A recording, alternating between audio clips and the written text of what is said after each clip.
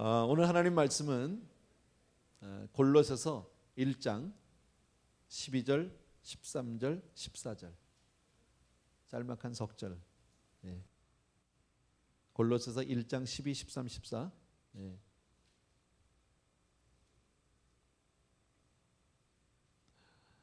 펴놓으시고요. 이렇게 시작하고 싶습니다. 한번 따라합시다. 복음은 세상의 유일한 소망이다. 한 번만 더. 복음은 세상의 유일한 소망이다. 그렇게 정말 믿으시면 아멘. 정말 그렇습니다. 세상에 복음같이 좋은 거 정말 글자 그대로 복음이고요. 이렇게 좋은 것이 있을 수 없다. 오직 복음만이 우리를 구원할 수 있고 세상을 살면서 우리에게 위로와 선한 소망을 주는 줄로 믿습니다. 12절 말씀 한 절 같이 읽습니다. 시작. 우리로 하여금 빛 가운데 성도의 기업의 부분을 얻기에 합당하게 하신 아버지께 감사하게 하시기를 원하노라.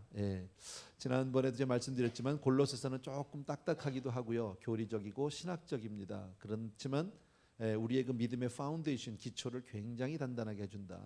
말씀드린 대로 골로새 교회는 바울이 직접 가서 개척을 한 교회가 아니에요. 세운 교회가 아닙니다. 누군가 제자들에 의해서 세워진 교회였었고요. 바울은 그들을 이제 멀리서 이렇게 글로 그들을 양육하면서 정말 그들의 신앙이 어떨까, 단단히 서 있을까, 그들의 믿음이 어떤가 이런 데 대해서 궁금하기도 하고 격려 차원에서 지금 아주 복음의 기본적인 기초적인 부분들을 지금 잘 나누고 있거든요.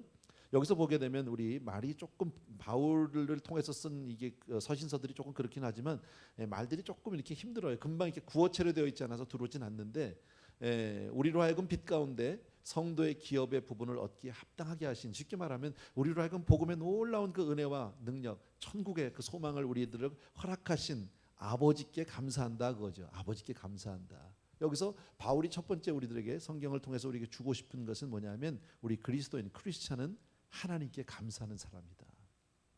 아주 쉬운 거죠. 크리스찬은 하나님께 감사하는 사람이다. 그렇다면 우리는 이렇게 물어야 합니다. 정말 나는 감사하며 살고 있는가?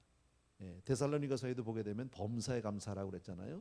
잘 될 때나 안 될 때나, 있을 때나 없을 때나, 뭐 젊어서나 늙어서나 상관없이 언제든지 감사하는, 무슨 일이 있어도 감사하는 그 사람이 바로 하나님의 사람 크리스찬이거든요. 근데 만약에 내가 살아가면서 내 마음 가운데 감사하는 마음이 없다면 나는 어쩌면 복음의 은혜를 많이 잃어버리고 식어 있거나 아니면 그리스도인이 아니거나, 조금 심하게 얘기하면 나는 저와 여러분이요 늘 감사하는 삶이 되길 주의 이름으로 축복합니다. 우리 살면서 그런 경험 있죠. 어느 날인가 모르게 보면 늘 감사한 거예요. 그냥 내 마음이. 그래서 누구를 만나 감사해요. 그냥 감사해요. 이랬는데 오늘 언젠가 또 보니까요 다 있는데 뭐 부족한 게 없는데 내 입에 감사가 사라져 버렸어. 그럴 때 있죠. 기쁨이 사라져 버렸어. 뭐 그럴 때 있잖아요. 사실 하나님의 은혜가 충만할 때는 뭐 아파도 감사하고 뭐 없어도 감사하고, 그죠? 뭐 힘들어도 감사하고 다 감사했었거든. 크리스찬은 항상 감사해야 된다. 복음의 은혜를 깨달으면 감사하지 않을 수가 없단 말이지. 지난번에 제가 말씀드린 대로 그 보면 그 마리아에게 천사가 찾아왔어요. 그리고 아들이 있으라고 하니까 여자가 얼마나 깜짝 놀랍니까? 그러나 주의 계집종이니까 내가 순종하겠다고. 그러나 온전히 믿지는 못했어요. 그리고 자기 친척 그 엘리사벳을 찾아가죠. 엘리자벳을 찾아가서 확인하고 나서 그 다음에 막 그 끓어오르는 감격, 감사로 막 하나님께 그 감사와 찬양을 쏟아놓는 것이 누가복음 2장에 나오잖아요. 또 사가랴 제사장 마찬가지고요. 직무를 행할 때 천사가 와서 아들이 있으리라 믿어지지 않았어요. 그런데 이제 입이 이렇게 벙어리가 됐고 아들이 태어나고 난 이후에 그 다음에 입이 열리고 났을 때 제일 처음에 그 쏟아냈던 찬양들. 또 보면 목자들이 있습니다. 주님이 처음 오실 때 이제 그 첫 번째 크리스마스 그 바로 전이죠. 이브죠. 양을 치던 목자들도 그 천사들을 통해서 그 기쁜 소식을 듣고 나서 찬양하는 모습 성경에 나오고요. 바울도 보면 로마서에서 이런 얘기를 하죠. 고린도후서에서 죄송합니다. 말할 수 없는 그의 은혜를 인하여, 은사를 인하여 하나님께 감사한다. 사실 바울의 삶을 보면 그렇게 뭐 감사할 만한 삶은 아니에요. 힘든 삶이고 핍박의 연속이고 고난의 연속인데도 말할 수 없는 하나님의 은사로, unspeakable, undescribable, 정말 하나님의 그 은혜를, 사랑을, 은혜를 표현할 수도 없을 정도의 그 은혜로 말미암아 내가 하나님께 감사. 그러니까 복음을 깨달으면 그냥 감사가 절로 나오는 줄로 믿습니다. 베드로도 그랬어요. 베드로전서 1장을 보게 되면 찬송하리로다 이렇게 하고 시작합니다. 우리 주 예수 그리스도의 아버지 하나님이 그 많으신 긍휼대로 예수 그리스도의 죽은 자 가운데서 부활하심으로 말미암아 우리를 거듭나게 하사 산 소망을 잊게 하셨다. 예.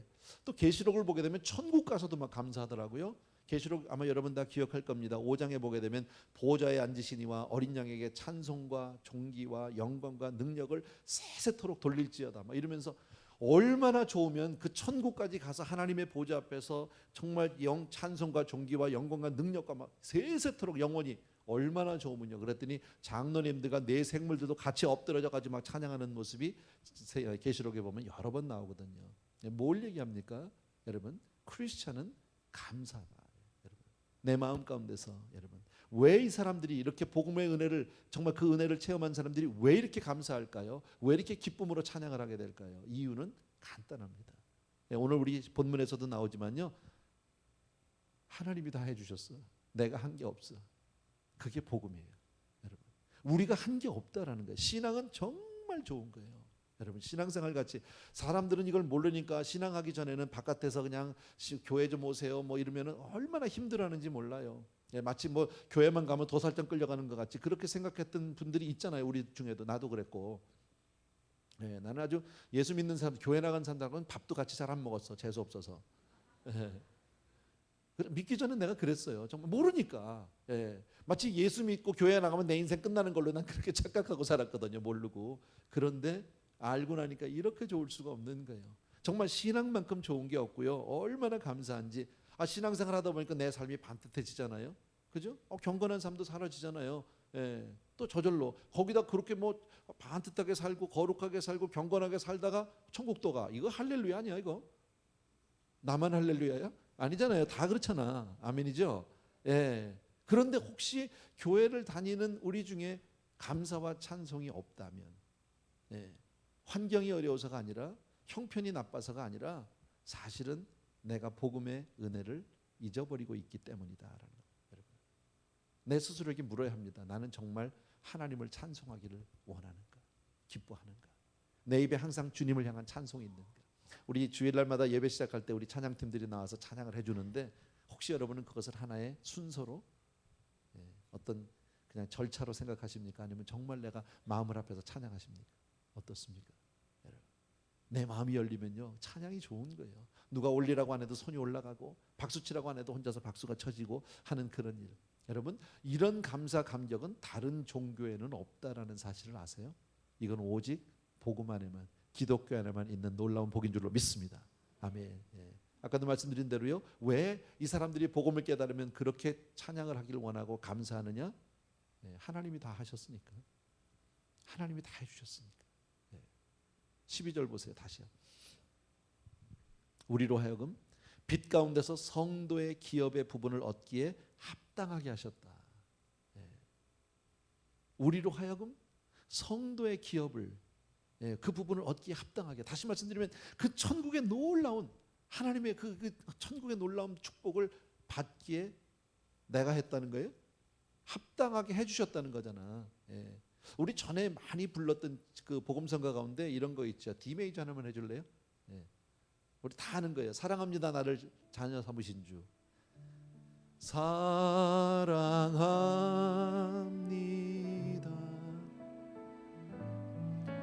나를 자녀 삼으신 주. 한 번만 더 사랑합니다. 사랑합니다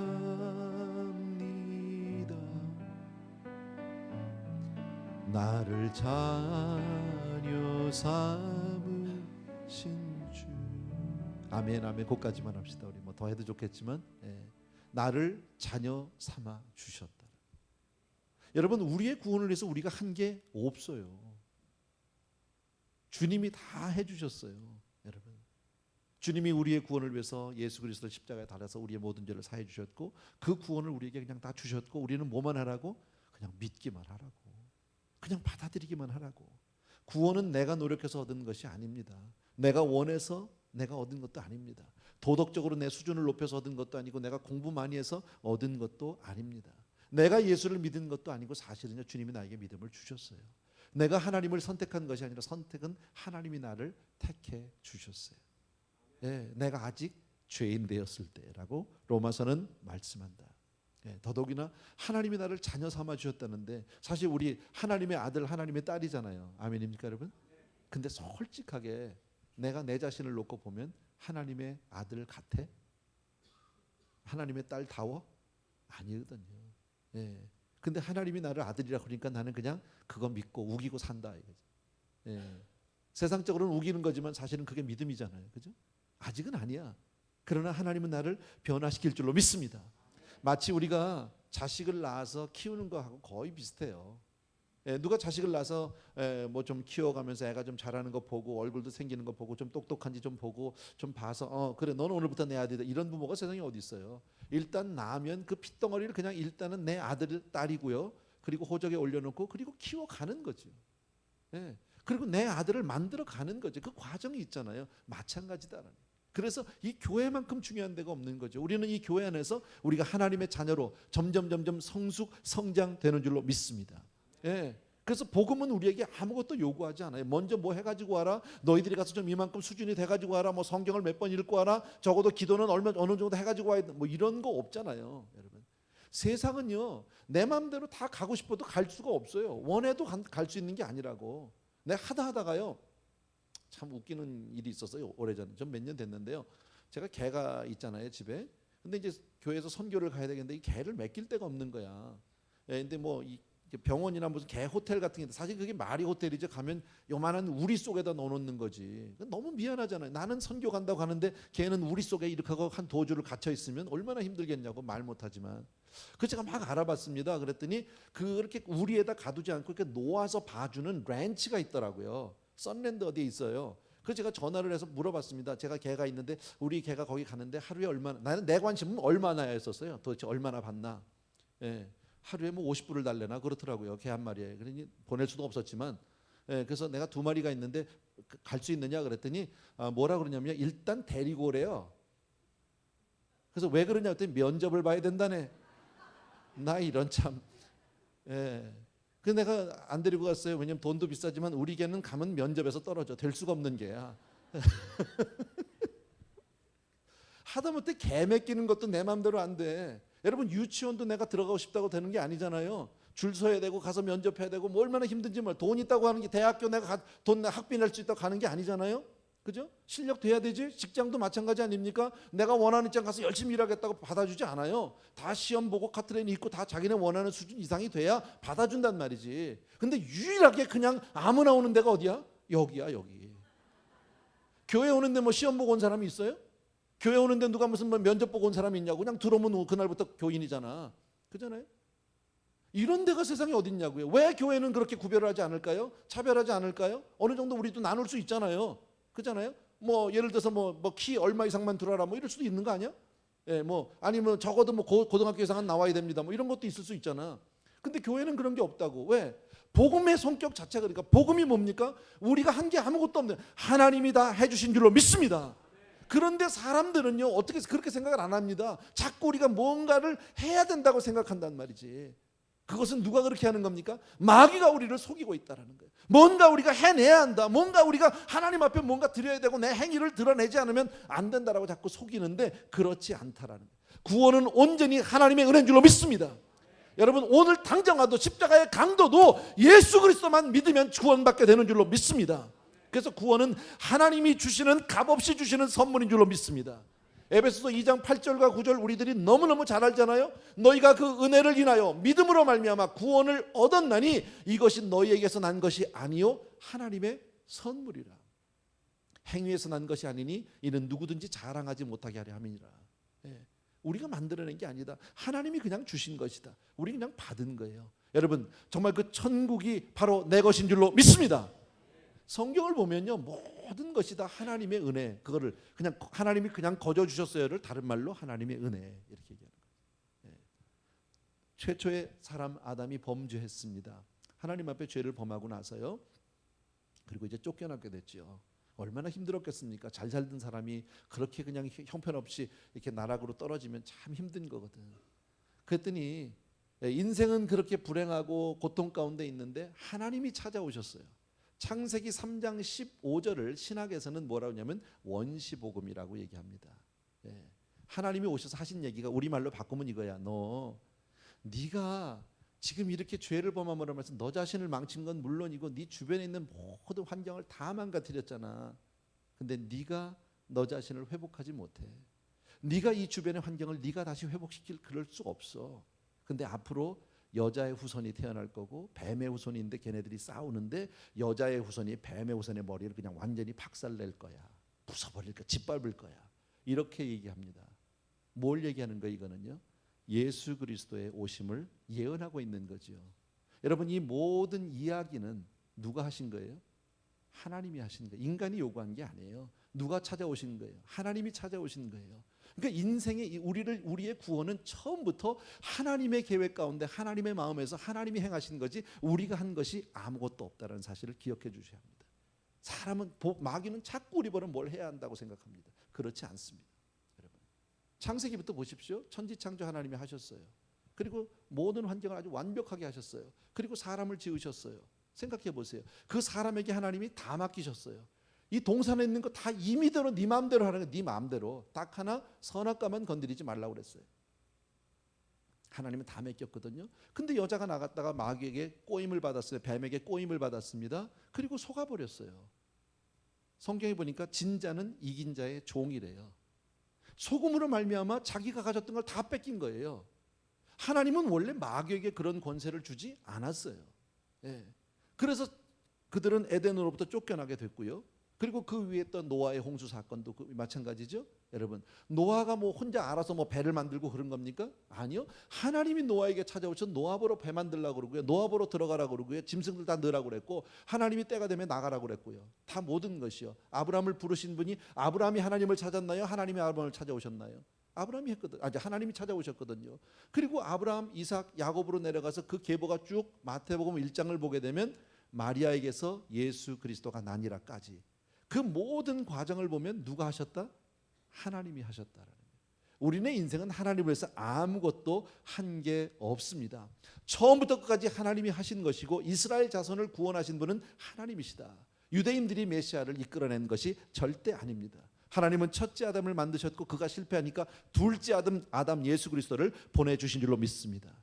그래서 우리가 전적으로 하나님께 감사하는 이유는 모든 것을 내가 한 게 없으니까. 아멘. 그래서 자랑할 게 없는 거예요. 그냥 우리는 감사하는 거예요. 그래서 복음을 깨달은 사람의 특징이 뭐라고요? 감사라니까. 오늘부터 여러분 삶 가운데서 감사가 떠나지 않게 되길 주의 이름으로 축원합니다. 아멘. 13절 보십시오. 13절 다 같이 시작. 그가 우리를 흑암의 권세에서 건져내사 그의 사랑의 아들의 나라로 옮기셨다는 거죠. 우리는 원래 흑암의 권세 가운데 있는데 우리를 건져냈어요. 내가 기어나온 게 아니야. 하나님이 건져내서 어디로? 그 아들의 나라, 빛의 나라, 사랑의 나라로 옮겨주셨어요. 내가 한 게 아니라 하나님이 옮겨주셨어요. 자, 그러면 먼저 우리가 생각할 게 있다. 왜 우리는 흑암의 권세에서 건짐을 받아야 되느냐? 왜 우리는 거기서 건짐을 받아야 되는가? 한마디로 얘기하면 세상은 마귀의 권세 아래에 있으니까. 그죠? 그렇다면 세상은 왜 마귀의 권세 아래에 들어갔을까? 왜 흑암의 권세 가운데 들어갔을까? 아까 말씀드린 대로 하나님은 아담에게 이 세상을 창조하시고 아담과 하와에게 모든 것을 맡기셨는데 그들이 속았어요. 뺏겼어요. 여러분 생각해 보십시오. 남을 속여서 빼앗은 거는 불법일까요? 합법일까요? 뭐가 어렵다고 대답을 하네. 남을 속여서 뭘 뺏었어? 합법이야? 불법이야? 불법이잖아요. 물어보려면 안 하잖아. 근데 마귀는 여러분 세상이 마귀의 권세에 들어갔단 말이죠. 창세기를 보면 세상은 원래 하나님이 지으셨고 하나님이 지으신 세상은 완벽하다. 믿으시면 아멘. 완전한 세상을 누구에게 맡겼다? 우리에게 맡겼다는 거야. 인간에게. 사람에게 맡겼는데 사람이 마귀에게 속음으로 말미암아 모든 권세를 빼앗겨서 세상의 권세가 마귀의 권세로 들어가게 됐다. 그렇죠? 근데 그 과정이 마귀가 합법적으로 절차를 밟은 겁니까? 와서 속인 겁니까? 거짓말한 거잖아요. 사기친 거잖아. 그러니까 그가 가지고 있는 권세는 불법이에요? 합법이에요? 불법이에요. 아멘입니까 여러분? 이거 너무 쉬운 얘기예요. 근데 사람들은 그걸 몰라요. 너무 쉬운 얘기인데 불법 권세라서 우리가 괜히 고생하고 있는 거다. 이것만 알면 법으로 나오면 너는 떠나가라면 끝나는 거예요. 우리는 더 이상 마귀의 지배를 받을 이유가 없는 줄로 믿습니다. 그게 예수 믿는 거예요. 함께 쉽게 말하면요. 세상 사람들은 그걸 모르니까 흑암의 권세 가운데 그냥 그렇게 하고 살아요. 팔자 타령이 팔자겠거냐고 살아요. 그런데 그러다가 복음을 들어요. 아, 내가 원래 그런 게 아니네. 원래 하나님이 나를 축복하셨고 나에게 모든 걸 맡겼네. 이게 원래 내 거였었네. 그리고 주인을 바꾸는 거예요. 쉽게 말하면. 그래서 돌아서서 예수를 믿으면서 예수는 나의 왕, 예수 그리스도 그분은 나의 구세주, 이렇게 고백하는 그 순간에 주인이 바뀌는 줄로 믿습니다. 형님이 달라진다니까. 아시겠어요? 큰형님이 이쪽이 아니라 마귀가 아니라 주님이 큰형님이라니까. 그러니까 우리는 이제 그분의 도움을 그분의 지배를 받는 거 아닙니까? 그러니까 마귀가 와서 찝쩍거리고 거기다 질병으로 막 거기서 뭡니까 부정부패로 우리를 타락시키고 막 혼동 막 이런 걸 줄 때 우리는 한마디로 얘기 끝나면 돼. 내가 나사렛 예수를 명령하니 그냥 다 가. 아멘. 그러면 끝나는 거다 이거지. 이거는요 무슨 능력이 무슨 손에서 나서 뜨끈뜨끈한 게 뭐 이런 게 아니고요, 법적인 거예요. 리걸 메라예요. 그러니까 법적으로 내가 확실하게 하나님의 자녀가 되고 하나님의 권세에 속했다는 걸 분명히 알고 내게 주신 권세가 있다는 사실을 내가 분명히 다시 확인하면 그냥 밀어내면 가는 거예요. 아멘. 그러니까 너는 나하고 상관이 없는 거지요. 예. 그렇게 어려운 게 아니에요. 능력이라는 건 그렇게 어려운 게 아니라고요.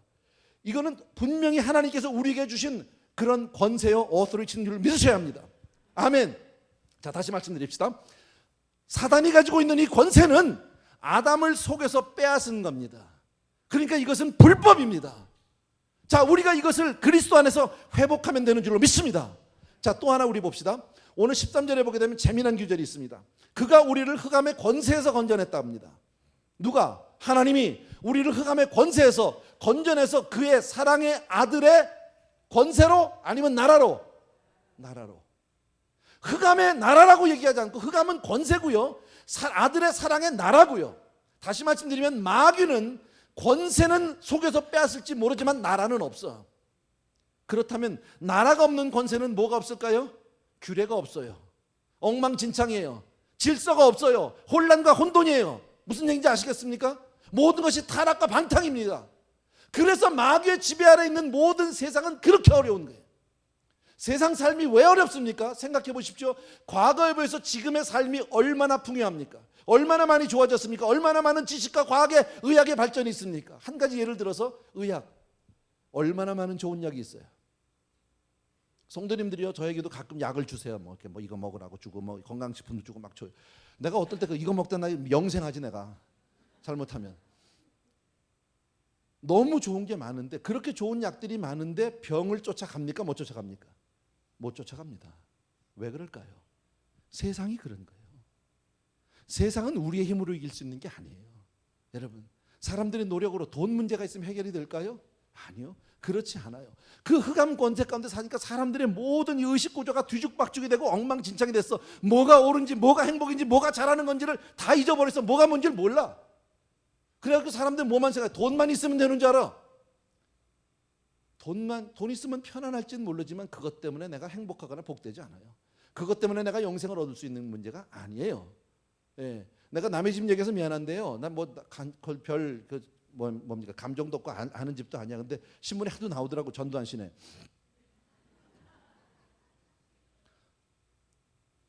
정확한 사실은 내가 모르겠지만 신문 보고 이렇게 대충 보면 그분이 뭐 천문학적인 숫자를 얻다가 감춰놓은 것 같아. 뭐 사실인지 난 모르겠어. 근데 또 하나는 얼마나 감췄는지 잘 모르겠지만 하여튼 그 아들들도 돈이 무지하게 많아. 뭐 수백억 수천억씩 있는 것 같아. 그죠? 애들이 돈 뭐해서 벌었을까요? 제 아버지가 그 많은 사람 죽이고 그렇게 나랏돈 띄어가지고 도둑질해가지고 그렇게 수천억 수조 원인지 모르지만 갖다가 감춰서 자기 새끼들 잘 먹여보겠다고 잘 살게 하겠다고 띄워줬어. 근데 그게 다 도둑질한 돈이야. 자, 그럼 봅시다. 도둑질해서 내 새끼가 행복할까요? 아주 기본이야, 기본. 근데 또 도둑질 크게 했는데 그게 부러워서 시집가는 배우도 있어. 돈 있으니까 될 것 같아. 나도요 이렇게 얘기를 하지만 사실 그분이 나하고 좀 가깝고 옆집 좀 살면 나 이런 얘기 안 합니다. 그 집에 붙지. 죄송해요. 이런 얘기해서. 근데 여러분 생각해봐요. 나 가끔 이런 얘기 하잖아요. 조용히 눈을 감고 돈을 한번 묵상을 해봐. 얼굴에 미소가 띄어진다니까.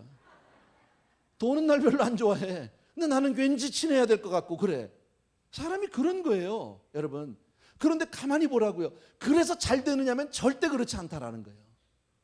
여러분, 인생의 참된 행복은 하나님이 주셔야 하는 줄로 믿으셔야 합니다. 이건 우리 크리스찬들은 정말 이걸 알고 있어야 하는 거죠.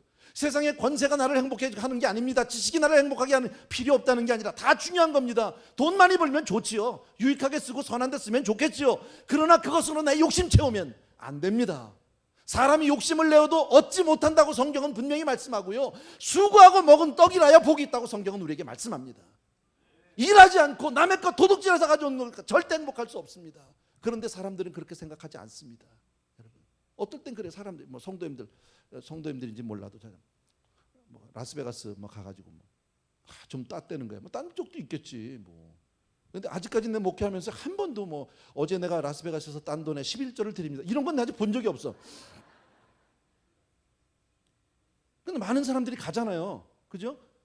나도 가봤어요. 갔는데 그 번쩍번쩍하고 그 화려한 그 도시를 다 어느 주머니에서 나와서 만든 거야 그거. 그잖아요. 누군가의 주머니를 다 털은 거잖아. 폐가 망신을 해서 그것 때문에 울고 가정이 깨진 집이 얼마나 많습니까? 집안이 망가는 사람이 얼마나 많습니까? 그런데 사람들은 왜 그걸 이해를 못합니까? 사람들은 분명히 살면서 그런 건 나쁜 거야, 그렇게 살면 안 되는 거야, 정직하고 바르게 살아야 된다라고 아이들에게 얘기를 하면서 안 되는 줄 알면서 왜 나는 그러고 앉았냐고. 여러분, 뭐 무슨 프로포폴? 알잖아요 여러분. 하도 많이 나와서 뭐 우유주 사람에 그거 맞으면 안 되는 거잖아. 의학적으로 꼭 필요할 때만 조금 써야 되는 거잖아요. 그걸 무슨 기분 좋자고 맞고 잠자자고 막자고. 여러분, 그렇게 살면 안 된다는 건 모를까요 그 사람들이요? 압니다. 바보 아닙니다 그 사람들요. 그런데 왜 그렇게 빠질까요? 흑암의 권세 가운데 마귀의 손아귀에서 이게 모든 게 뒤죽박죽이 돼가지고 이게 혼동이 돼서 안 돼. 내 마음대로 정리가 안 되는 거예요. 안 되는 줄 알면서 가는 거예요 인생이요. 여러분, 이 문제는 복음 안에서 해결될 문제지 이것은 도덕이나 윤리의 문제가 아닙니다. 여러분, 성경은요 마귀의 권세가 어떻다고 얘기하냐면 이사야서 57장에 보게 되면 오직 악인은 능히 안정치 못하고 그 물이 진흙과 더러운 것을 늘 솟구쳐내는 요동하는 바다와 같답니다. 다시 말씀드리면 사단의 권세에 대해서 잘 얘기하고 있는데 악인은 능히 안정치 못하다는 말은 no rest, 쉼이 없어 그 가운데. 자기는 쉬겠다고 무슨 뭐 그 주사를 맞았는데 쉬는 게 아니야. 깨고 나면 더 골아파, 더 불안해, 죄책감, 두려움. 이거 사람들이 알면 어떡하나, 누가 저걸 고발하면 어떡하나, 신문에 하면 어떡하나, 그러다 뻥 터졌어. 하루도 행복한 날 없었어요 여러분. 그 물이 진흙과 더러운 것을 솟구쳐낸다. 여러분, 세상이 엉망진창으로 돌아가는 이유는 사단의 권세 아래 있기 때문입니다. 오죽하면 사도 바울이 내가 원하는 바 선은 하지 아니하고 도리어 원치 않은 바 악을 행하는도다. 바울도 그랬다는 거예요. 여러분, 우리가 마음먹은 대로 착하게 살고 선하게 살고 싶다고 그대로 되어지든가요? 안 되는 줄 알면서 왜 그랬을까가 내 삶 가운데 분명히 있지 않냔 말이죠. 왜 그럴까요? 하나님의 지배를 떠나 사단의 지배 가운데 들어가 있기 때문이라고 성경은 그렇게 말씀합니다. 흑암의 권세에서 우리를 내가 나올 수 있었습니까? 내 힘으로 내가 벗어나고 막 몸부림쳐서 나온 사람이 있습니까? 아무도 없다. 하나님이 나를 건져내 주신 줄로 믿습니다. 사도 바울을 보십시오. 사도 바울 얼마나 지독하고 나쁜 놈입니까? 우리 다 알잖아요 여러분. 정말 하나님을 대적하고 바리새인 중에 바리새인, 율법자 중에 율법사, 아주 못된 짓은 골라 다 하고요. 예수 믿는 사람들 그냥 핍박하러 다니고 교회를 멸절시킨 일에 앞장섰던 사람입니다.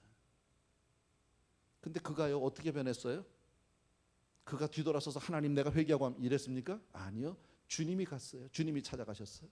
그리고 주님이 그를 만났고 그가 거기서 꼬꾸라지고 깨지고 주님의 은혜 가운데 훈련받고 하나님의 사람으로 세워진 줄로 믿습니다.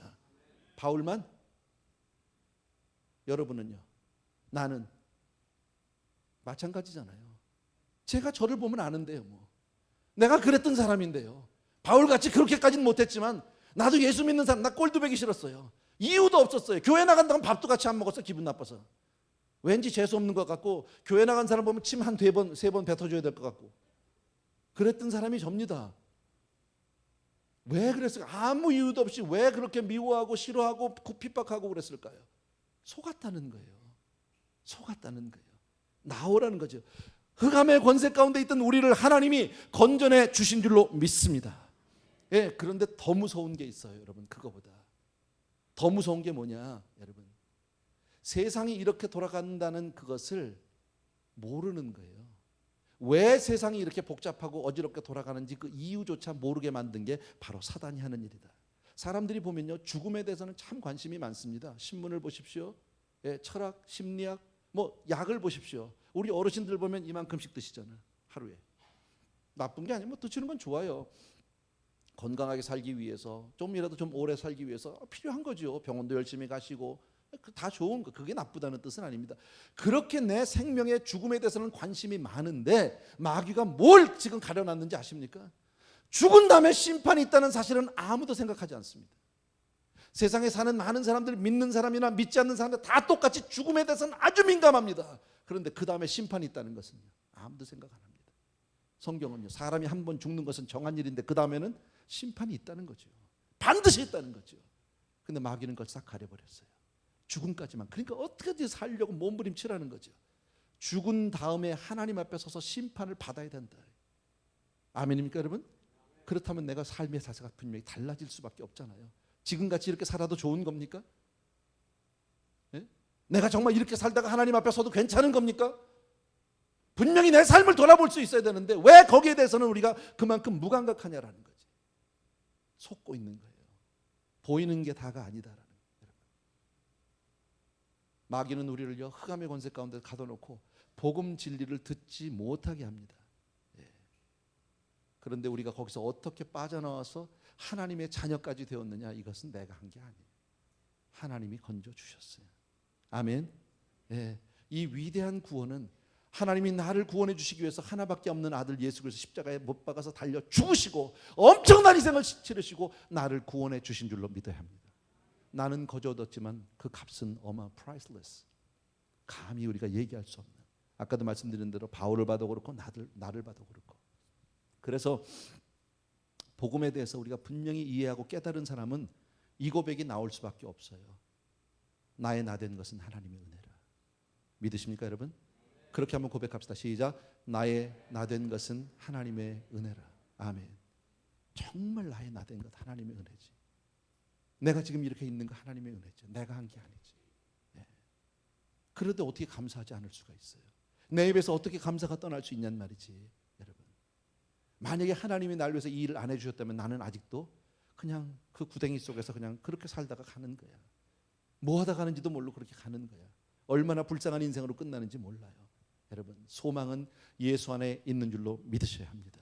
예, 14절 보십시오. 다 같이 읽습니다. 시작. 그 아들 안에서 우리가 구속 곧 죄사함을 얻었도다. 어디에서?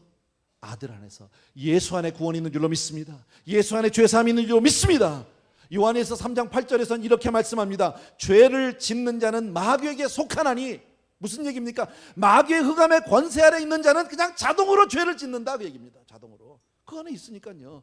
깡패 밑에 살면 깡패짓 하는 거예요, 그냥요. 도둑놈하고 같이 살면 도둑놈 되는 거고요. 그런 거잖아.